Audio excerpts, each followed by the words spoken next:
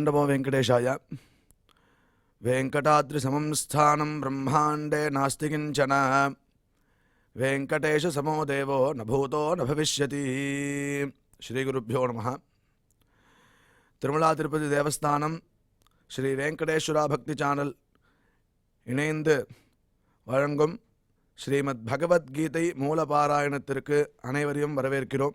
ஆத்மியம் என்ன சொல்லுகிறது என்று பார்த்தோமானால், தரோவாச்ச பகவன் பரமேஷான பக்திரவ்யபிசாரிணி பிராரப்தம் புஜ்யமானஸ்ய கதம் பவதி மே பிரபோ. பூமாதேவி சாக்ஷாத் பகவானிடம் நேரடியாக வந்து இந்த பிரார்த்தனை செய்கிறாள். ஹே பகவன் பரமேஷான பிராரப்தம் புஜ்யமானஸ்ய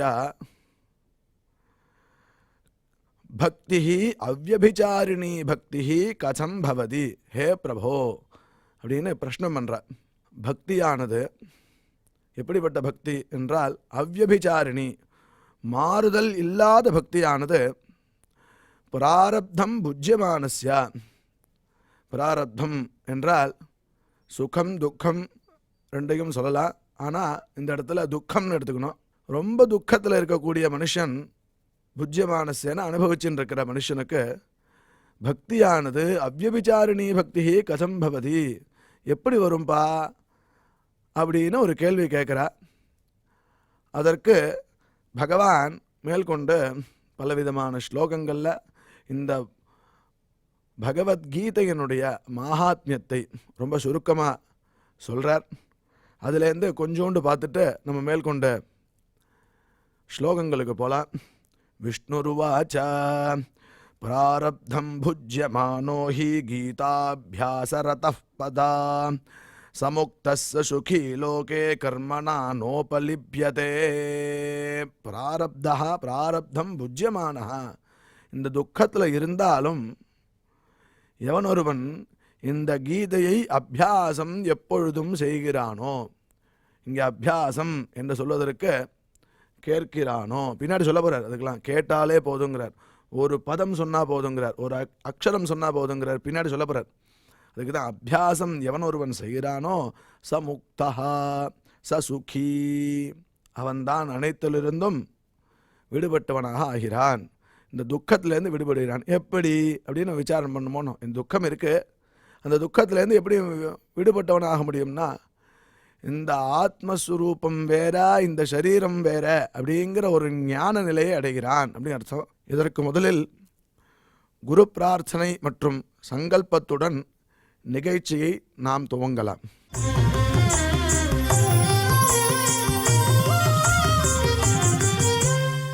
श्री गुरु प्रार्थना. गुरु ब्रह्मा गुरुर्विष्णुर्गुरुर्देवो महेश्वरः. गुरु साक्षात् परं ब्रह्म तस्मै श्री गुरवे नमः.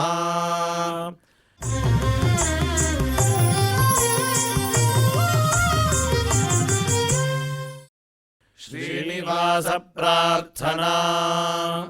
नमः क्षीराब्धिनाथाय वैकुण्ठाचलवासिने मुकुन्दाय नमो नित्यम् अनन्ताय नमो नमः.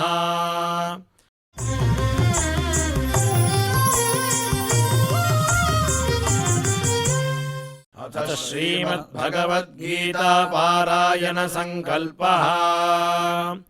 श्रीमदादिवराह क्षेत्रे विराजमानस्य अखिलाण्डकोटिब्रह्माण्डनायकस्य श्रीपद्मावती जानेः भगवतः श्रीवेङ्कटेश्वरस्वामिनः दिव्यसन्निधौ जगद्गुरोः श्रीकृष्णपरमात्मनः अनुग्रहेण समस्त प्रपंचस्य विशेषतः भारतदेशस्य उत्तरोत्तर शुभ संपत् समृद्ध्यर्थं श्रीमद्भारतदेशगत तपस्वी जन तपोबलवृद्धिद्वारा समस्तस्यापि मानवसमाजस्य सर्वारिष्टपरिहारार्थम् एतद्देशवासिनां सर्वेषां सज्जनानां योगक्षेमार्थम् राष्ट्रविरोधिनां निबर्हणद्वारा जनानां चित्तशान्ति चित्तस्थैर्य सन्तोषादि अभिवृद्ध्यर्थम् एतद्देशवासिनां परस्परविद्वेष परस्परनिन्दा परस्परहिंसादीनां निवृत्त्यर्थम् परस्परसौमनस्य सिद्ध्यर्थम् समस्तपापक्षयार्थम् श्रीमन्नारायणप्रीत्यर्थम् श्रीपरमेश्वरप्रीत्यर्थम् श्रीमद्भगवद्गीतायाः अखण्डपारायणम् करिष्यामहे।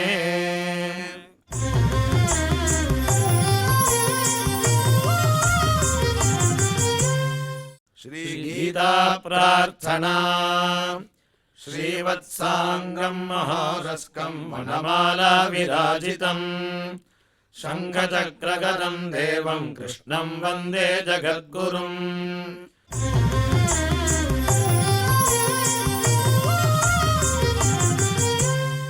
पार्थाय प्रतिबोधितां भगवता नारायणेन स्वयं व्यासेन ग्रथितां पुराणमुनिना मध्ये महाभारतम् अद्वैतामृतवर्षिणीं भगवतीम् अष्टादशाध्यायिनीम् अम्ब त्वामनुसन्दधामि भगवद्गीते भवद्वेषिणीम्।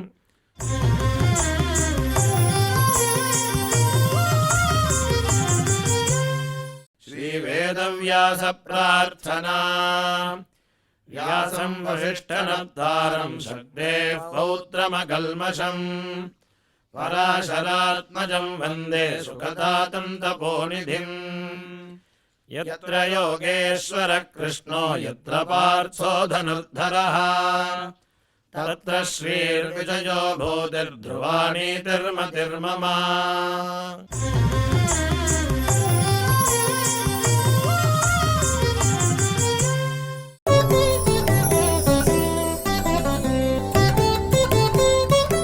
இரண்டாவது அத்தியாயம் 65வது ஸ்லோகம். பிரசாதே சர்வதுக்கானாம் ஹானிரஸ்யோபஜாயதே பிரசன்னசேதசோ ஹ்யாஷு புத்திஃ பர்யவதிஷ்டதே. இப்பொழுது திரு டாக்டர் உவே அனந்தபத்மநாபாச்சாரியார் பகவத்கீதையினுடைய மகாத்மியத்தில் உள்ள ஸ்லோகங்களின் அர்த்தங்களை நமக்கு விவரிப்பார். அதை கேட்டு நம் அனுசந்தானம் செய்வோம்.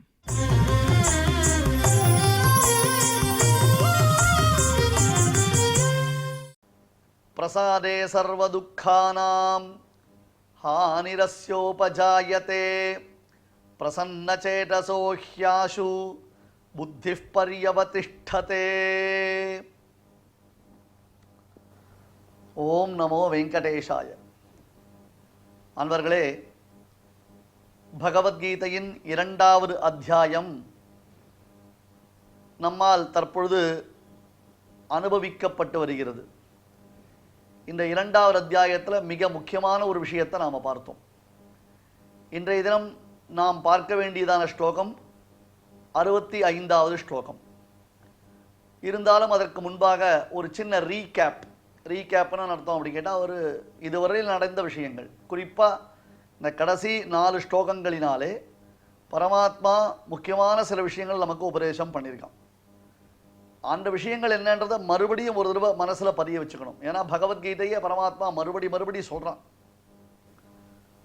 தத்வித்தி பிரணிபாத்தேன பரிப்பிரஷ்டேன சேவையா என்று பெரியோர்களிடத்தில் அடிபணிந்து பலமுறை கேளு என்று சொல்கிறான். பகுஸ்ரோதவ்யம் பகுதா ஸ்ரோதவ்யம் பகுத்ய ஸ்ரோதவ்யம் என்று மகான்கள் ஒரு விஷயத்தை சொல்வார்கள். எதற்கெல்லாமோ இப்போ ஒரு அட்வர்டைஸ்மெண்ட் வருது, கேளுங்க கேளுங்க கேட்டுக்கிட்டே இருங்க அப்படி சொல்கிறாலும் இல்லையோ. அந்த மாதிரி நிறைய விஷயங்கள் கேட்கணும், சத் விஷயங்களை கேட்கணும்.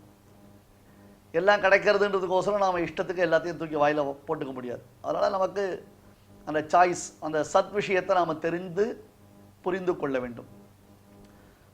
அதெல்லாம் ஒரு தடவை கேட்டால் மனசில் பதிஞ்சிருமா? அது ஒரு ப்ராப்ளம் இருக்குது. பல முறை கேட்க வேண்டும். பல பெரியோர்களிடத்தில் பல முறை கேட்கணும். இப்போ பல பெரியோர்களிடத்தில் கேட்பதற்கு நமக்கு வாய்ப்பில்லை அப்படின்னா கூட யார் உபதேசம் பண்ணுறாலோ அவர்களிடத்திலேயே நம்ம பலமுறை கேட்பதும் நமக்கு மிகச்சிறப்பான ஒரு மேன்மையை அளிக்கக்கூடியதாய் திகழ்கிறது. ஆகையால் பகுஸ்ரோதவ்யம், பகுதா ஸ்ரோதவ்யம், பகுத்ய ஸ்ரோதவ்யம் என்பதான ஒரு நியாயத்தின்படியாக நாம் சில விஷயங்கள், அதுவும் முக்கியமாக இந்த சாஸ்திரம்ன்றது மனசில் பதிய வைத்துக் கொள்வது என்பது நம்முடைய வாழ்க்கைக்கு மிக மிக இன்றியமையாதது. ரொம்ப முக்கியம், ரொம்ப ரொம்ப முக்கியம். அது அந்த ஒரு காலத்தில் அந்த ஒரு விஷயத்தை தான் நம்ம இப்போ திருப்பி பார்க்க போகிறோம். 4 விதமான விஷயங்கள் காண்பிக்கப்பட்டன. ஸ்தித பிரக்யஸ்ய காபாஷா என்று அர்ஜுனன் கேட்ட கேள்விக்கு யதமான சம்ஞை, வசீகார சம்ஞை, ஏகேந்திரிய சம்ஞை, வித்திரேக சம்ஞை, அது கிரமமாக சொல்கிறேன். கிரமமாக இப்போ நான் சொல்லலை. அந்த கிரமப்படி ஒரு ஆர்டர் பிரகாரம் பரமாத்மா அதை உபதேசம் பண்ணினான். ஆத்மாவை தியானம் பண்ண வேண்டும். பிறகு அந்த ஆத்மாவலோகனம் என்பதாக ஆத்மாவை பார்ப்பது ஏற்படும். அந்த ஆத்மாவை பார்ப்பது அவ்வளோ சுலபம் இல்லை. 2 நிமிஷம் கண்ணை மூடிட்டா நமக்கு ஆத்மாவை பார்த்துட முடியாதுன்றதையும் நீங்கள் எல்லாரும் புரிஞ்சுக்கணும். ஒரு ஆலம்பனம்னு சொல்கிறோம். ஆலம்பனம்னு அர்த்தம் ஒரு ஸ்ட்ரக்சர். இப்போ ஒரு விஷயம், இந்த இடத்துல சார் இங்கே ஒரு வெங்கடாச்சலபதியினுடைய படம் இருக்குது, இந்த இடத்துல பத்மாவதி தாயாருடைய படம் இருக்குது அப்படின்னு சொன்னால் நமக்கு பார்க்குறோம். ஒரு கலர்ஃபுல்லாக ஒரு படம் இருக்குது, அதில் புஷ்பங்கள் சாற்றப்பட்டிருக்கு, நல்ல விசேஷமான ஆபரணங்கள் சாற்றப்பட்டிருக்கிறது. இப்போ ஒன்றுமே புரிந்து கொள்ள முடியல. கண்ணுக்கே தெரியாத ஒரு வஸ்து ஆத்மா, கண்ணுக்கே தெரியாத ஒரு வஸ்து. அணுனா அணு, அப்படி ஒரு டைனி வஸ்து, அது டைனி ஆட்டம். அப்போ ஏற்பட்டதான ஆத்மாவை தியானம் பண்ணு, அந்த ஆத்மாவை சாட்சாத்காரம் பண்ணுனா எப்படி பண்ண முடியும்ன்றதான ஒரு பெரிய கேள்வி வருது இல்லையா? அதை எப்படி பண்ண முடியும்னு அர்ஜுனன் பயப்படுறான். பரமாத்மா சொன்னான், கொஞ்சம் வெயிட் பண்ணு, கவலைப்படாத. முதல்ல சப்ஜெக்ட் மேட்டர்லேருந்து மனசை திருப்பணும், இந்திரியங்களை திருப்பணும். விஷயா வினிவர்த்தந்தே நிராகாரஸ்ய என்று சொல்லப்படுகிறது. ஒரு நெருப்பை எரியறது, அந்த நெருப்பை அணைப்பதற்கு நாம் பலவிதமான உபாயங்களை செய்கிறோம். இப்போ நெருப்பை அணைப்பதற்கு மிக மிக இன்றியமையாதது தண்ணீர். அந்த தண்ணீரை கொஞ்சம் தூரத்திலேருந்து கொண்டு வரணும். நீ போய் கொஞ்சம் தூரத்திலேருந்து தண்ணீரை கொண்டு வரணும். அதற்கு முன்பாக இந்த நெருப்பு பரவாமலும் நெருப்பு அணைவதற்கும் என்ன ஒரு உபாயம்னு சொன்னால், மேற்கொண்டு அதில் ஃபியூயல், அந்த இந்தனம்னு சொல்லுவாள் சம்ஸ்கிருதத்தில், ஃபியூயல். அந்த மேற்கொண்டு அந்த நெருப்பு எரிவதற்கு தேவையான எரிபொருள் அதனை அண்டாமல் பார்த்து கொண்டால் போதும். இதெல்லாம் கீழே பலபடியாக உங்களுக்கு எக்ஸாம்பிள் சொல்லியிருக்கேன். அடுத்தது என்ன பண்ணணும் அப்படின்னு கேட்டால், பகவானுடைய சுபாஸ்ரயமான திவ்ய மங்கள விக்கிரகத்தை தியானம் பண்ணணும். இதுதான் ரொம்ப ரொம்ப முக்கியமான ஒரு ஆஸ்பெக்ட். இது பரமாத்மாவுடைய திவ்ய மங்கள விக்கிரகத்தை தியானம் பண்ணணும். சுபாஸ்ரயமான திவ்ய மங்கள விக்கிரகம். பெருமாளை போய் சேவிக்கிறோம், திருவேங்கடமுடியானை போய் சேவிக்கிறோம், ஒருத்தர் தோமால சேவை சேவிக்கணும்னு ஆசைப்படுறார், ஒருத்தர் சகசிர தீபாலங்கார சேவிக்கணும்னு ஆசைப்படுறார், ஒருத்தர் சுப்பிரபாத சேவை சேவிக்கணும்னு ஆசைப்படுறார். இப்படி ஒவ்வொருத்தர் ஒவ்வொரு சேவையை பெருமாள் இடத்துல போய் சேவிக்கணும்னு ஆசைப்படுறார். ஏன்? அந்த திவ்யமான திருமேனியை பார்க்க பார்க்க ஆபீட்டான் மௌளி பரியந்தம் பஷ்யத புருஷோத்தமம் பாதகான் ஞாசுனஷந்தி கிம் புனஸ்து உபபாதகான்னு திருவடியில் இருந்து ஆரம்பித்து திருமுடி வரையிலும் அப்படியே அந்த பகவானுடையதான வடிவழகு இருக்கு பாருங்க.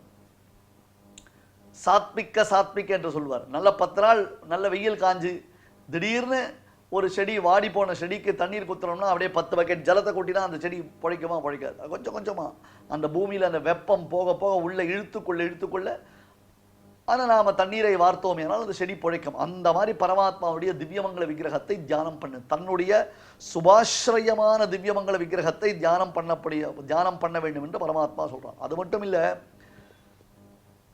இந்த மனசு ஒருநிலைப்படாததற்கு என்ன காரணம்?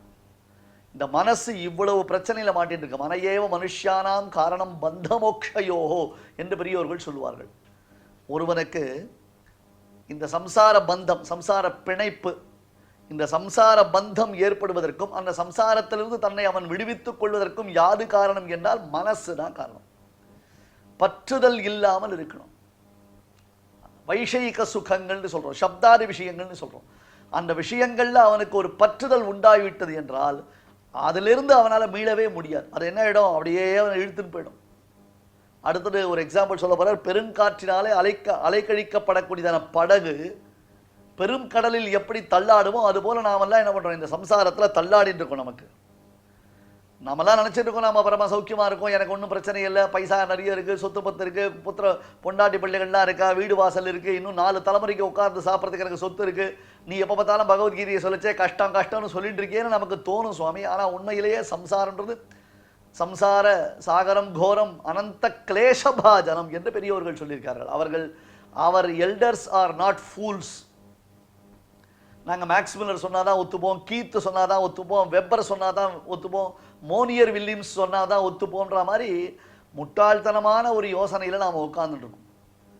நம்முடைய ஸ்மிருதிக்காரர்கள் என்று பேர் மகரிஷிகள்லாம் எவ்வளவு ஆராய்ச்சி பண்ணியிருக்கா, வாழ்வியலை அவர்கள் ஆராய்ச்சி பண்ண மாதிரி அவர்கள் ஆராய்ந்து பார்த்தார் மாதிரி வேற யாரும் ஆராய்ந்து பார்த்திருக்கவே முடியாது. அப்படி ஒரு வாழ்க்கையினுடைய நிதர்சனத்தை அவர்கள் பலவிதமாக ஆராய்ந்து பார்த்து நமக்கு உபதேசம் செய்கிறார்கள். அதனால் பகவானுடைய திவ்ய மங்கள விக்கிரகம் எப்பொழுதுமே, இன்னொரு விஷயம் சொல்றேன், கோவிலுக்கு போய் பெருமாளை சேவிக்கச்சே கண்ணை மூடிக்காதீங்க. நிறைய பேர் அந்த ஒரு தப்பு பண்றா, அப்படி பெருமாளை இப்படி கண்ணை மூடிக்கிறா. எதுக்கு கண்ணை மூடிக்கணும்? கண்ணை திறந்து அகல விரித்து ஓட்டி அவனை பார்க்க வேண்டாமா? அப்படியே அந்த திருவடியிலிருந்து திருமுடி வரையிலும் பாதாதி கேசம் கேசாதி பாதம்னு சொல்லுவான். அந்த மாதிரி பெருமாளை நாம சேவிக்கிறோம். அப்படி சேவித்தோம்னா மனசு நிர்மலமாகும். முதல் விஷயம் என்ன தெரியுமோ, பாதகானி ஆசுரஷந்தி, அவனுடைய மனசு நிர்மலமாகுது. மனசு தான் ரொம்ப முக்கியம். மனசு தான் கலங்கி இருக்கு, மனசு தான் குழம்பி இருக்கு. இந்த சம்சார துக்கத்தில் நம்மளை கொண்டு போய் தள்ளி விடுறது இது மனசு தான். அதிலிருந்து நாம் நம்மை விடுவித்துக் கொள்வதற்கு நமக்கு மிகவும் ரொம்ப பிரயோஜனவத்தா இருக்கிறது இது. அதிலிருந்து நம்மளை மீட்டெடுப்பதற்கு இது உபயோகப்படுது, மனசு தான் உபயோகப்படுது. அந்த பரமாத்மனியோ ரக்தகா விரக்தகா பரமாத்மனி, பரமாத்மாவிடத்துல வைத்த ஆசையை மற்றவரிடத்துல நாம வைக்கக்கூடாது, மற்ற பொருளிடத்துல வைக்கக்கூடாது. பிரகலாதன், கூரத்தாழ்வான் இவர்களுடைய அந்த ஸ்டேட்மெண்ட் ஒன்று இருக்கு, விஷயினி ஸ்பிருஹா பூயசி. இந்த உலகியல் இன்ப துன்பங்கள்ல நமக்கு ஏற்பட்டிருக்கக்கூடிய அட்ராக்ஷன் பரமாத்மாவிடத்துல கொஞ்சம் கூட வரல. திருவேங்கடபடியான ஒரு 10 செகண்ட் தான் நம்ம சேவிக்க முடியும்னு சொன்னா கூட அந்த 10 செகண்ட்ல ஒரு பவர்ஃபுல் எனர்ஜி நமக்கு வரும்.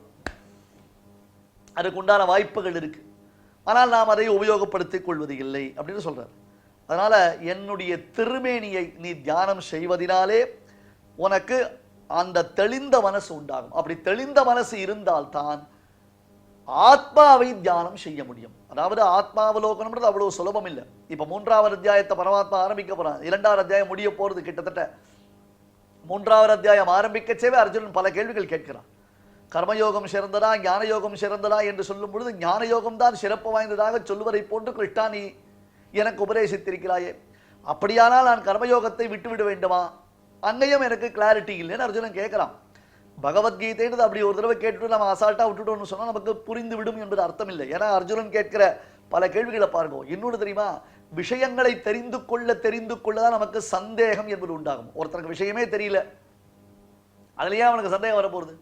நம்ம விஷயங்களை தெரிந்து கொள்ளதான் சந்தேகம் உண்டாகும். ஆனா இந்த சந்தேகம் கேட்கறதுலயும் ஒரு முக்கியமான கான்செப்ட் இருக்கு. என்ன கான்செப்ட் அப்படி கேட்டா, ஒரு விஷயம் பாருங்க, நாம் கேட்கும் விஷயத்தில் நமக்கு சந்தேகம் வர வேண்டும். இப்ப நாம என்ன பண்றோம்னா, இப்ப பகவத்கீதை கேட்டு இருக்கோம். பகவத்கீதை கேட்டு நமக்கு சில விஷயங்கள் ஏற்கனவே பார்த்திருக்கலாம், தெரிஞ்சுட்டு இருக்கலாம், கேட்டிருக்கலாம். உடனே அதை கொண்டு வந்து இதுல லிங்க் பண்ணி நாம ஒரு கேள்வி கேட்போம். அங்கதான் முட்டாள்தனம் நம்மளுது. அதாவது இப்ப நீ இந்த விஷயத்தை தெரிஞ்சுக்க ஆரம்பிச்சிருக்க, இதுக்கு முன்னாடி நீ தெரிந்து கொண்டது எல்லாம் உனக்கு சத் ஞானம் இல்லை அப்படின்றத முதல்ல அண்டர்ஸ்டாண்ட் பண்ணிக்கணும். அப்புறம் இப்ப சொல்ற விஷயத்த ஒரு தடவைக்கு 2 தடவை நீ செக் பண்ணிக்கணும். நாம கரெக்டா தான் புரிஞ்சுட்டு இருக்கோமா, my understanding is it correct R not அப்படின்றது. அர்ஜுனன் அதை தான் பண்ணுவான். கிருஷ்ணா என்னுடைய அண்டர்ஸ்டாண்டிங் கரெக்ட் தானா இல்ல என்னுடைய அண்டர்ஸ்டாண்டிங் தப்பா, யூ ப்ளீஸ் கைட் மீ அப்படின்னு பரமாத்மாவை பார்த்து அந்த அர்ஜுனன் சொல்லுவான். என்னுடைய அண்டர்ஸ்டாண்டிங் சரியா இருக்கா இல்லையான்றது ரொம்ப முக்கியம். ஸோ கேள்வி கேட்கறதுனாலேயே நமக்கு விஷயம் தெரிஞ்சு விடுறது அர்த்தம் இல்லை, கேள்வி கேட்காததுனாலேயும் விஷயம் தெரியாமல் இருக்கிற அர்த்தம் இல்லை. விஷயம் நன்னா தெரிஞ்சாலும் கேள்வி வர போறது இல்லையே, அது ஒன்று இருக்கே. நிறைய நல்ல விஷயத்தை நன்னா கிரகிச்சுட்டோம், ஒரு விஷயத்தை சப்ஜெக்ட் மேட்டர் நன்னா புரிஞ்சுட்டோம்னு சொன்னா அதுக்கப்புறம் நமக்கு டவுட் வர போறது இல்லையே.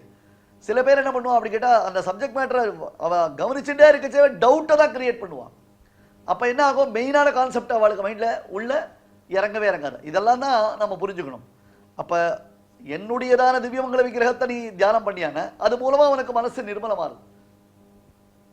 அந்த மனசு நிர்மலமானா தான் ஆத்ம தியானம் வரும். சப்ஜெக்டே இல்லாத ஒரு ஆத்மாவை எப்படி நீ தியானம் பண்ண முடியும்? அதுக்குதான் சுபாஷரியமான திவ்யமங்கல விக்கிரகம் ரொம்ப விஷயம், ஒரு பின்னி பணிந்திருக்கக்கூடிய விஷயம். அப்போ பரமாத்மாவுடைய திவ்யமங்கல விக்கிரகத்தை தியானம் பண்ணினவனுக்கு அப்புறம் ஆத்மாவலோகனம்ன்றது ஏற்படுகிறது. ஏன்னா இங்க பாருங்க, இப்ப நான் வேற தியானம் பண்றேன், இது சொல்றான். உலகத்துல எத்தனை தெய்வங்கள் இருக்கு, அந்த தெய்வங்களை நான் தியானம் பண்றேன். தியானம் பண்ணலாம், ரெண்டு விஷயம். அதனால பாபம் போகாது. பாபம் போறனா ஆத்மாவலோகனம் வராது. உனக்கு ஆத்மாவலோகனம் வேணும்னா அதுக்கு பகவத் தியானம் தான். இல்ல எனக்கு வேற பலன் வேணும், வேற பலன் வேணும்னா அது இருக்கு, நிறைய விஷயங்கள் இருக்கு. வணங்கும் துறைகள் பல பல வாக்கினு. ஸ்ரீனிவாசனுடைய திருமேனிய தியானம் பண்ணினால்தான் பாபம் போகும். இன்னொன்று, நான் எதுக்கு ஒன்று தியானம் பண்ணணும்? நான் அப்படி தியானம் பண்ணணும், நான் என்னுடைய முயற்சினால, எனக்கு இல்லாத சக்தியா, எனக்கு இல்லாத சாமர்த்தியமா? இப்போ நிறைய பேர் கேட்குறாள் இல்லையோ, நாங்கள் என்னதுக்கு குரு இடத்துல போய் வாசிக்கணும்?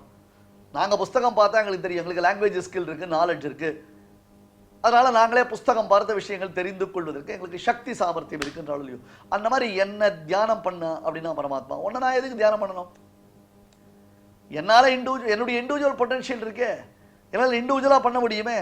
அப்போ என்னுடைய அதாவது என்ன அர்த்தம், ஒன்னை நான் தியானம் செய்து என் இந்திரியங்களை அடக்குவதை காட்டிலும் என்னுடைய முயற்சியினாலேயே, வித் மை ஓன் எஃபர்ட்ஸ், என்னுடைய முயற்சியினாலேயே நான் இந்திரியங்களை அடக்குகிறேன் என்று அர்ஜுனா நீ முயற்சித்தாயானால் நாசமடைந்து விடுவாய். நாசமடைந்து விடுவாய்னா பெருமாள் அர்ஜுனனை பார்த்து நாசமா போன்னு சொல்லல. உன்னால அந்த எஃபர்ட்ஸ்ல சக்சஸ் அட்டைன் பண்ண முடியாது.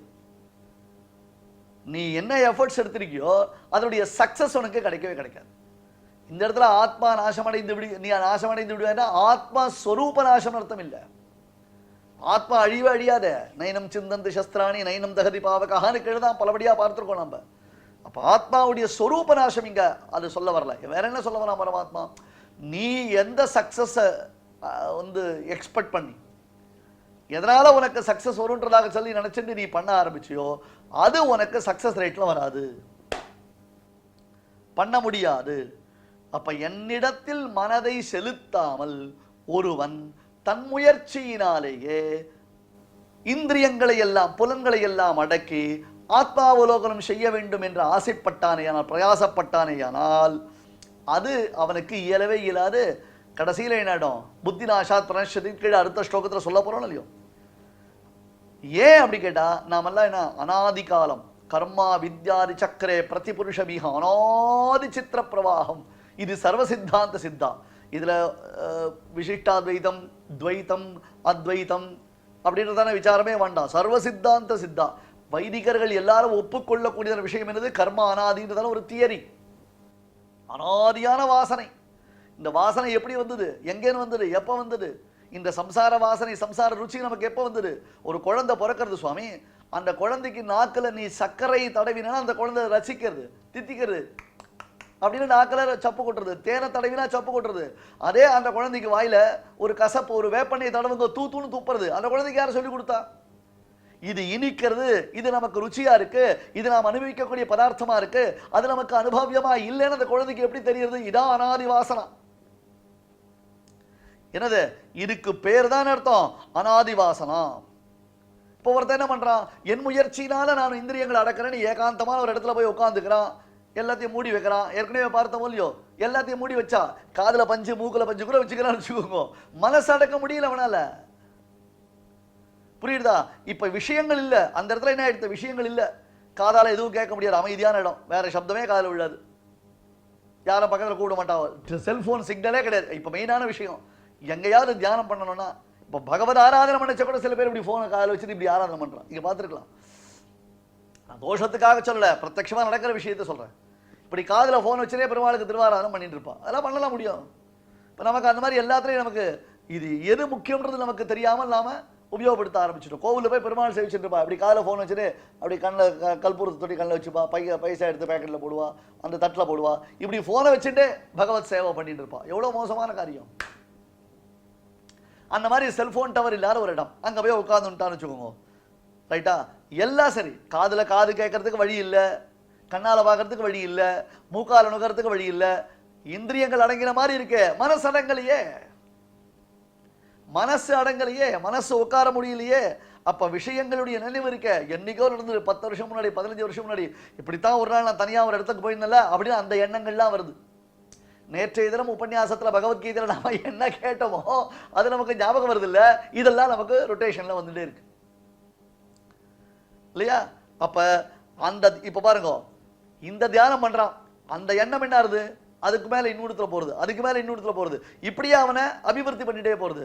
இப்ப இதுக்கு பதில் பகவான தியானம் பண்றான். இப்ப துருவசுவாமி கதை எடுத்துக்கோங்க, எப்படி பெருமான தியானம் பண்ணான், எவ்வளவு ஆச்சரியமா தியானம் பண்ணான். ஆக்சுவலி இன்னைக்கு 65வது ஸ்லோகத்துல அதை பத்தி சொல்ல வேண்டிய விஷயம். நாம் இன்னும் 65வது ஸ்லோகமே ஆரம்பிக்கல. அடியன் சொன்ன மாதிரி ரீகேப் இருக்கு. ஏன்னா முதல்ல முக்கியம் விஷயம் புரிஞ்சுக்கணும் சுவாமி, மறுபடி மனசுல பதிய வச்சுக்கணும். இதை அப்படியே ஜம்ப் பண்ணிட்டு போயிட்டே இருந்தா போருமா? சில இடத்துல ஸ்லோகங்கள் விட்டு போனது கூட நமக்கு தெரிய மாட்டேன்றது. அதனால இப்ப பரமாத்ம தியானம் பண்ணு. அந்த பரமாத்ம தியானம் பண்ணினால்தான் அவனுக்கு நன்மை உண்டாகும். அப்ப அந்த தியானம் என்ன பண்றது, அவனை சுத்தமாக்குறது. அந்த தியானத்தினால் அவனுக்கு என்ன சித்திக்கிறது, இந்திரிய ஜெயம் ஏற்படுறது. புலன்களை அவன் கட்டுப்படுத்துகிறான். அது மூலம் ஆத்ம தியானம், அந்த ஆத்மாவை ஆத்ம சாட்சா்காரம் சொல்றோமோ இல்லையோ, ஆத்ம தரிசனம், ஆத்மாவலோகனம் சொல்றோமோ இல்லையோ, இல்லையா? இப்படிதான் பண்ணணும். இதை விட்டுட்டு நான் பரமாத்ம தியானம் பண்ண மாட்டேன், என் முயற்சி. இப்ப நாமளே நமக்கு நாமே ட்ரீட்மெண்ட் பண்ணிக்கிற மாதிரி, யாருக்கோ ஒருத்தருக்கு வயிற்று வலிக்கிறதுனா வைத்தியர்கிட்ட போனால் நாடி பிடிச்சு பார்ப்பார், ஸ்டெட்டஸ்கோப் வச்சு பார்ப்பார், சரிடாப்பா இந்த மருந்து சாப்பிடு, இப்படி சாப்பிடுவார். எனக்கெல்லாம் தெரியும், நான் பார்த்துக்கிறேன், நிறைய யூடியூப்ல வந்துருக்கு இதெல்லாம். இந்த மாதிரிலாம் வந்தா தலைவலி வந்தா என்ன பண்ணணும், வயிற்று வலி வந்தா என்ன பண்ணணும் யூடியூப்ல சொல்லியிருக்கா, நான் பண்றேன் அப்படின்னு சொல்ல முடியுமா? சொல்லி பண்ணினா என்ன ஆகும்? இது என்ன ஆகும், அவனுக்கு விபரீதத்தை உண்டாக்கும். இதுதான் சங்காத் சஞ்சாயத்தை காமஹா காமாத் குரோதோபிஜாயத்தேன்னு. இப்ப ஒரு ஏகாந்தமான இடத்துல இருந்துட்டு நீ சில விஷயங்களை நினைச்சுட்டே இருந்தியான, கடைசியில உனக்கு என்ன ஆகும்னா அந்த விஷயங்கள்ல ஈடுபாடு உண்டாயிடும். நீ எதுக்கு போன, ஆத்ம தியானம் பண்றதுக்காக போன, கடைசியில உனக்கு புத்தி எதுல போயிடுறது, விஷயங்களை தியானம் பண்றதுல புத்தி போயிடுதுனா அந்த விஷய தியானத்திலேயே ஈர்ப்பானது ஏற்பட்டுவிடும். அப்ப இந்த ஆசை என்னது, அது முற்றி உனக்கு காமத்தை உண்டு பண்ணுகிறது. காமம் நிறைவேறவில்லை என்றால் உனக்கு குரோதமானது ஏற்படுகிறது. சங்காத் சஞ்சாயத்தே காமஹா காமாத் குரோதோ விஜாயத்தே குரோதாத் பவதி சம்மோகா சம்மோகா ஸ்மிருதி பிரமஹான்னு. புரியுதா? அப்ப காமம் என்பது என்னது, அந்த சுகத்தை அனுபவித்தால் அது அந்த சுகத்தை அனுபவிக்கலனா அப்படி தாழ முடியல. இன்னைக்கு லோகத்துல நாம பார்க்கிறோம் எத்தனையோ விதமான வயலன்ஸ் நடக்கிறது, எத்தனையோ விதமான வயலன்ஸ் நடக்கிறது. எல்லாம் என்ன, காமத்தை கட்டுப்படுத்த இயலாதது. அதனால தான் பெரியவர்கள் சொல்லுவா, காமன் எல்லாருக்கும் காமன் அப்படின்னுவா. காமன் அர்த்தம் ஆசை, எல்லாருக்கும் காமன். இது இங்கிலீஷ் என்னது, பொது இருக்கு, இல்லாம இருக்கவே முடியாது. ஆனால் அதை கட்டுப்படுத்தணுமே. ஒரு சின்ன ஒரு க்ஷணத்துல காமவயப்பட்டு செய்யக்கூடியதான தவறுன்றது பெரும் விபரீதத்தை அது விளைவிக்கக்கூடியதாய் உண்டாகிறது. அப்ப அதை அனுபவிக்கிறதுக்கு தான் என்ன பண்றான், விபரீதமான வழிகளை தேடுகிறான். நல்ல வழியில் அதை அனுபவிக்க முடியல, அடைய முடியல அப்படின்னு கேட்டா விபரீதமான வழியில் அவன் போகிறான் இல்லையா? அதை தடுக்க இப்ப என்ன எடுத்து அடுத்தது அதை அனுபவித்து தீர முடியல, அதை அட்டைன் பண்ண முடியல, தனக்கு கிடைக்கல, அதை யார் தடுக்கிறாளோ அவா விஷயத்துல கோபம் வருது. அதான் சங்கீத வாத்தியாருடைய கதையை பார்த்தோம் இல்லையோ, சங்கீத வாத்தியாருடைய கதையை பார்த்தோம் இல்லையோ. சங்காத் சஞ்சாயத்தே காமஹா காமாத் குரோதோபிஜாயத்தே குரோதாத் பவதி சம்மோகா சம்மோகாத் ஸ்மிருதி பிரமஹா ஸ்மிருதி பிரம்ஷாத் புத்திநாசா புத்திநாசாத் பிரணஷ்யதி என்பதாக கடைசியில் அவன் போய் சேர்றான். அதுக்கப்புறம் ராகத்வேஷ வியுக்தைஸ்து விஷயானி இந்திரியைச்சரன் ஆத்மவஷ்யைஹி விதேயாத்மா பிரசாதம் அதிகச்சதி. கிருஷ்ணன் கடைசியில தான் சொல்லபடி செய்வதினாலே அவனுக்கு உண்டாகக்கூடிய நன்மைகள் என்ன என்று சொன்னான்.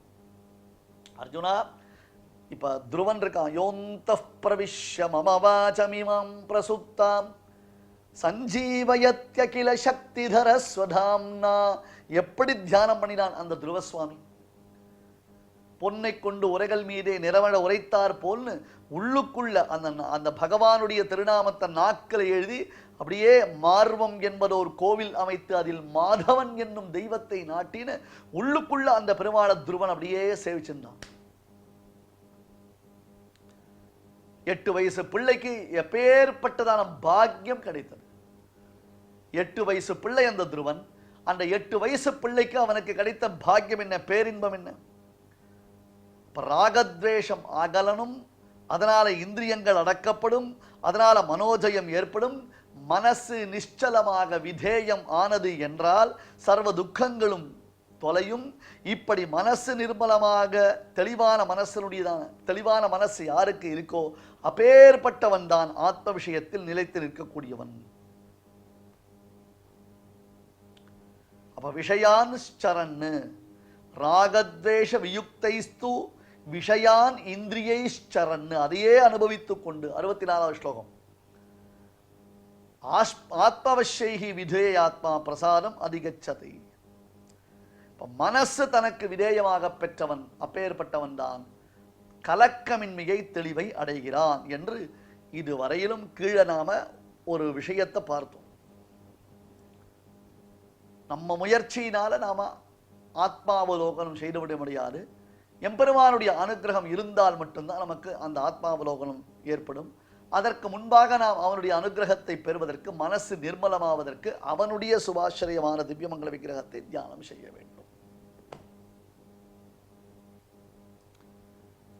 இப்ப அந்த மனசு மட்டும் ஒரு கிளாரிட்டி வந்துருச்சுனா அவனுக்கு கிடைக்காதது எதுவுமே கிடையாது. பிரசாதே சர்வதுக்கானாம் ஹானிஹி அஸ்ய உபஜாயதே பிரசன்ன சேதசா ஹ்யாசு புத்திஹி பர்யவதிஷ்டதே.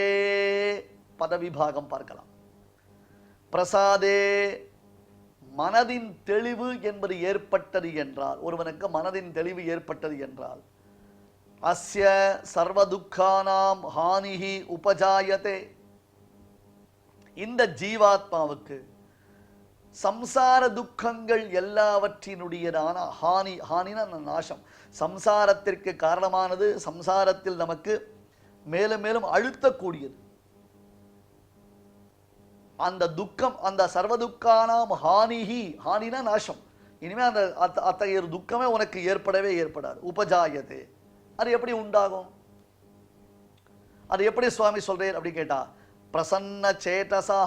ஒன்று தெரிஞ்சுக்கோ, மனசு குழம்பவே கூடாது. வால்மீகி சொல்லுவார், ரமணீயம் பிரசன்னாம்பு சன்மனுஷ்ய மனோயதா அப்படின்னு வால்மீகி சொல்றார். மகான்கள் மனசு போல இருக்குன்னு. தமசா நதியின் நீரோட்டத்தை கண்ட வால்மீகி மகான்களின் மனசு போல எவ்வளவு அழகா நிர்மலமா இருக்கு தெரியுமா அப்படின்னு சொல்லுவார். பிரசன்ன சேதசா ஆசு புத்திஹி பர்யவதிஷ்டதே. ஆசுனா சீக்கிரம் அர்த்தம். ஆசு, அதுதான் காற்றுக்கு ஆசுன்னு பேரு. காற்றுக்கு ஆசுன்னு பேரு. அனுமானுக்கு ஆசுகஹான்னு பேரு. அனுமானுக்கு ஆசுகஹா, ஆசுகஹான்னு அர்த்தம். ஆசுகஹானா வேகமாக, ஆசு கச்சதீதி ஆசுகஹா, வெகு விரைவாக செல்வதனாலே காற்றுக்கு ஆசு என்பதாக பெயர். அதனால்தான் தியாக பிரம்மன் என்ன பண்ணுவார், ஆசுக சம்பவம் அப்படின்னு. ஹனுமான குறித்து சொல்லும் பொழுது ஆசுக சம்பவம், பவனாத்மஜன் என்று சொல்லுகிறார். பவன் அப்படின்னு நம்ம சொல்றோமோ இல்லையோ, பவன் தான் அர்த்தம் காற்று அப்படின்னு அர்த்தம். அப்ப பிரசன்ன சேதசா ஆசு. இப்ப ஆசுனா விரைவு அப்படின்னு அர்த்தம். விரைந்து செல்வதனாலே காற்றுக்கு ஆசு என்பதாக பெயர். ஆசுனா விரைவு, விரைந்து செல்பவன் அனுமான் அப்படின்னு ஒரு அர்த்தம் பண்ணிக்கலாம். இப்ப இங்க வருவோம். பிரசாதே அஸ்ய சர்வதுக்கானாம் ஹானிஹி உபஜாயதே. மனசு அவனுக்கு தெளிந்தது என்றால் சம்சார துக்கங்கள் எல்லாவற்றிற்கும் ஹானி, அழிவு, நாசம் என்பது உண்டாகிறது. எப்படி அப்படின்னு கேட்டா, பிரசன்ன சேதசா, அப்படி ஒருத்தனுக்கு மனது தெளிந்தது என்றால் அவனுக்கு துக்க நாசத்திற்கு காரணமான புத்தியானது பர்யவதிஷ்டதே அப்படின்னா அர்த்தம், நிலைத்து நிற்கிறது. துக்கநாசத்திற்கு காரணமான புத்தி அவனுக்கு நிலைத்து நிற்கிறது. ஏன்னா இந்த புருஷனுக்கு மனசு சுத்தமானால்தான் பிரகிருதி, அதாவது சரீர சம்பந்தத்தினால் உண்டான சமஸ்த விதமான துக்கங்களுக்கும் நாசம் உண்டாகிறது. ஆத்மாவலோகனத்தை அடைவதற்கு பிரதிபந்தகமாக, அதாவது தடங்களா சொல்லியோ, இப்ப தடங்கள் இல்லை, இப்ப தடங்கல்கள் நீங்கின தோஷமற்றதான மனதை உடையவனுக்கு சீக்கிரமே அப்பொழுதே பரிசுத்தமான ஆத்மாவை குறித்ததான ஞானம் நிலைக்கிறது. ஆகையால் மனசு நிர்மலமாயிடுத்துன்னா, மனசு தெளிஞ்சதுன்னு சொன்னா எல்லா பிரச்சனையும் கிளியர் ஆகிடும். எல்லா ப்ராப்ளத்துக்கும் காரணம் மனசு மனசு மனசு. அந்த மனசை எவ்வளவு தூரம் நாம் ட்ரெயின் பண்ணணும், அதுக்கு பகவானுடைய திவ்யமங்கல விக்கிரகத்தினுடைய தியானம் முக்கியம் அப்படின்றதான் பரமாத்மா இங்கே வலியுறுத்துகிறான். மேல விஷயங்களை அடுத்த உபன்யாசத்தில் பார்க்கலாம். ஸ்ரீமதே ராமானுஜாய நமஹா. இதுவரை அனந்த பத்மநாபாச்சாரியார் சுவாமிகளுடைய பகவத்கீதை மகாத்மியத்தை பற்றி தெரிந்து கொண்டோம். இப்போது நாம் அனைவரும் அந்த ஸ்லோகங்களை பாராயணம் செய்யலாம். பிரசாதே சர்வதுக்கானாம் प्रसादे सर्वदुःखानां हानिरस्योपजायते हानिरस्योपजायते प्रसन्नचेतसो ह्याशु प्रसन्नचेतसो ह्याशु बुद्धिः पर्यवतिष्ठते. बुद्धिः पर्यवतिष्ठते. இப்பொழுது நாம் அனைவரும் இந்த ஸ்லோகங்களை சேர்ந்து பாராயணம் செய்வோமா? प्रसादे सर्वदुःखानां हानिरस्योपजायते प्रसन्नचेतसो ह्याशु बुद्धिः पर्यवतिष्ठते. இதன் பிறகு கலவு கேசவ கீர்த்தனாத் என்று சொன்ன பிரகாரம் இந்த கலியுகத்தில் பகவானை அடைவதற்கு நாம சங்கீர்த்தனமே சுலபமான மார்க்கமாக உபதேசிக்கப்பட்டுள்ளது. ஆதலால் இப்பொழுது நாம் அனைவரும் நாம சங்கீர்த்தனத்தை கேட்கலாம். ஆலோகயே ஸ்ரீ பாலகிருஷ்ணம், ஆலோகயே ஸ்ரீ பாலகிருஷ்ணம் சகி ஆனந்த சுந்தர தாண்டவ கிருஷ்ணம், ஆலோகயே ஸ்ரீ பாலகிருஷ்ணம் சகி ஆனந்த சுந்தர தாண்டவ கிருஷ்ணம், ஆலோகயே ஸ்ரீ பாலகிருஷ்ணம்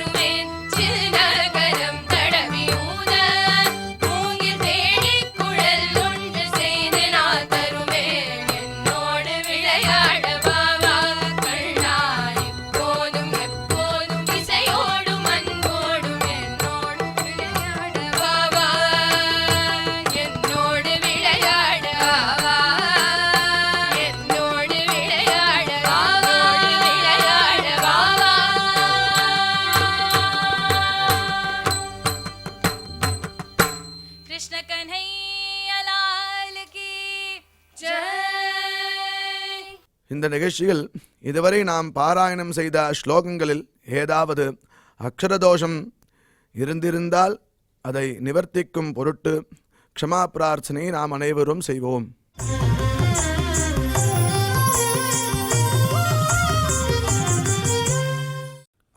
क्षमा प्रार्थना यदक्षरपदभ्रष्टं मात्राहीनं च यद्भवेत् तत्सर्वं क्षम्यतां देवनारायण नमोऽस्तु ते.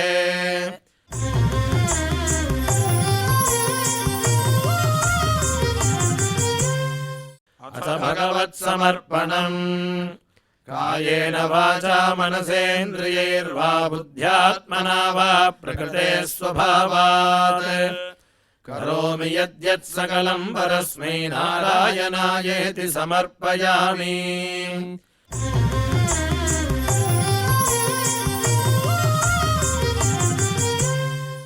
अथ लोकक्षेम प्रार्थना सर्वे भवन्तु सुखिनः सर्वे सन्तु निरामयाः सर्वे भद्राणि पश्यन्तु मा कश्चित् दुःखभाग् भवेत्.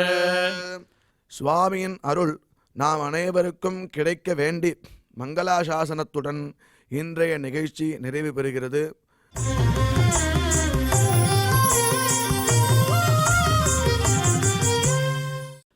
மங்களம் श्रियकान्ताय कल्याणनिधये निधयेऽर्थिनाम् श्रीवेङ्कटनिवासाय श्रीनिवासाय मङ्गलम्. மீண்டும் நாளை இதே நிகழ்ச்சியில் சந்திக்கலாம். ஓம் நமோ வெங்கடேஷாய.